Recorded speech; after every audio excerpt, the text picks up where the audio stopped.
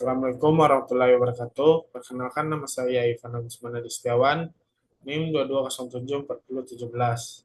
Baiklah, pada video ini saya akan memenuhi tugas eh, ujian tengah semester mata kuliah pengantar kewirausahaan, yaitu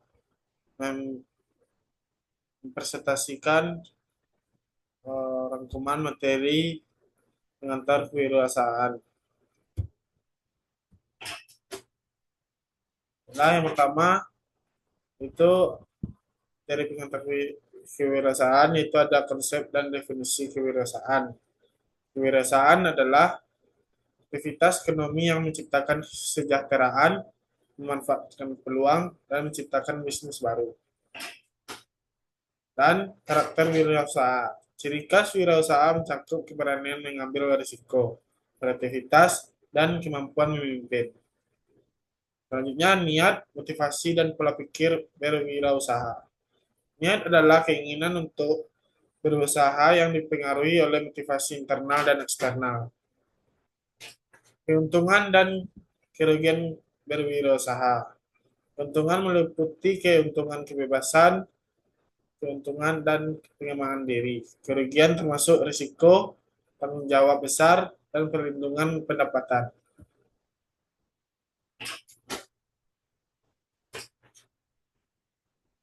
Pengertian usaha. Usaha adalah kegiatan untuk mencapai keuntungan melalui produksi dan distribusi barang dan jasa. Tahapan pengembangan usaha yaitu ada memiliki ide usaha, penyaringan ide usaha, pengembangan rencana usaha atau rencana bisnis, dan implementasi dan pengendalian usaha. Teknik pengembangan usaha yaitu meliputi peluasan skala, cakup usaha, dan kerjasama.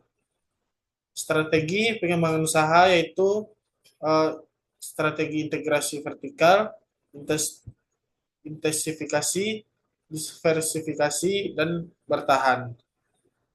Perspektif Islam dalam kewirausahaan itu menaikkan kejujuran, niat suci, dan tanggung jawab sosial.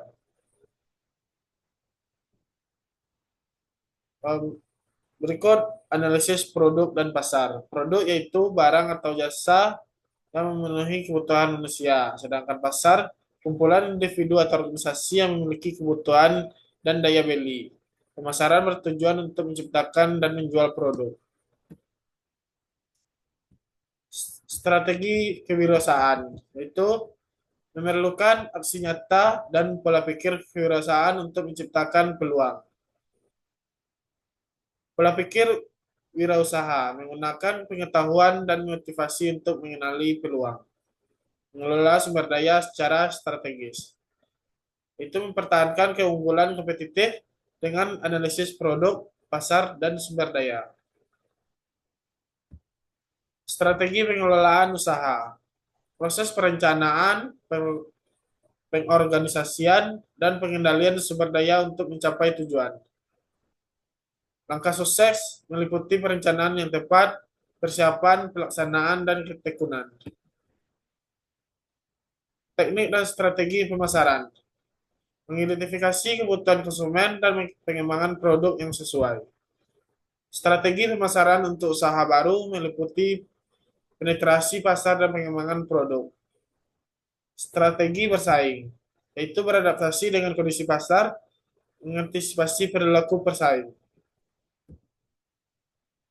Selanjutnya, etika dan norma-norma bisnis, yaitu etika bisnis merupakan kode etik perilaku pengusaha yang didasarkan pada nilai-nilai moral. Pemangku kepentingan terbagi menjadi internal, yaitu karyawan manajemen, dan eksternal pelanggan pemerintah. Kepuasan pemangku kepentingan berpengaruh terhadap loyalitas mereka. Prinsip-prinsip etika.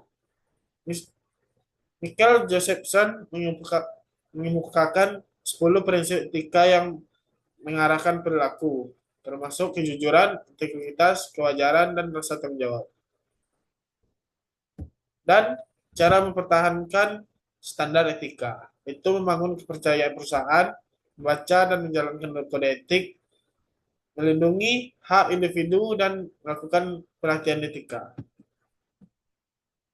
Tanggung jawab perusahaan, yaitu tanggung jawab sosial perusahaan meliputi aspek lingkungan, karyawan, pelanggan, investor, dan masyarakat. Perusahaan harus memperhatikan dampak sosial dari kegiatan bisnisnya.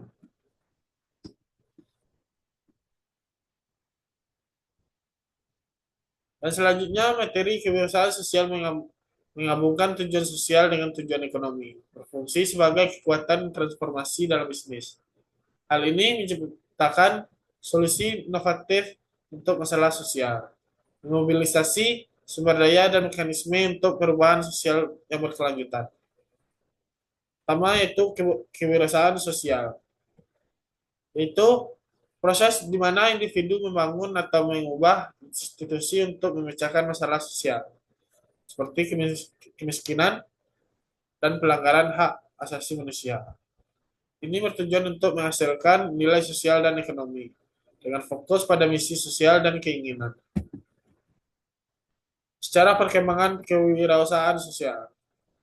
Istilah ini diperkenalkan oleh Bill Darrington pada tanggal 1984 dan telah berkembang menjadi konsep global yang mengatasi berbagai masalah sosial. Di Indonesia, perhatian terhadap kewirausahaan sosial meningkatkan setelah Muhammad Yunus menerima Nobel Perdamaian dan inovasi sosial. Itu cara untuk mengatasi masalah sosial dengan menciptakan dampak positif melalui pendekatan baru. Ini melibatkan penggunaan teknologi untuk meningkatkan kualitas hidup masyarakat dan mengatasi isu-isu seperti pendidikan dan lingkungan. Model bisnis kewirausahaan sosial. Model bisnis menggambarkan bagaimana organisasi menciptakan, memberikan, menangkap nilai bisnis model kanvas. Digunakan untuk merancang strategi bisnis yang efektif. Selanjutnya, wirausaha di era revolusi. Peluang dan tantangan. Pertumbuhan penggunaan internet dan smartphone di Indonesia memberikan peluang besar bagi wirausaha digital. Wirausaha digital memanfaatkan teknologi untuk menjual produk dan jasa secara online. Selanjutnya ada e-commerce. Perdagangan elektronik memfasilitasi transaksi jual beli secara online, memperluas jangkauan pasar, dan meningkatkan efisiensi. Teknologi informasi dan inovasi, yaitu media sosial dan aplikasi seluler. Media sosial digunakan untuk promosi, menangkap selera pasar, dan membangun hubungan dengan pelanggan. Persaingan dan pengembangan usaha. Era digital meningkatkan persaingan, memerlukan strategi bisnis dan adaptif dan inovatif.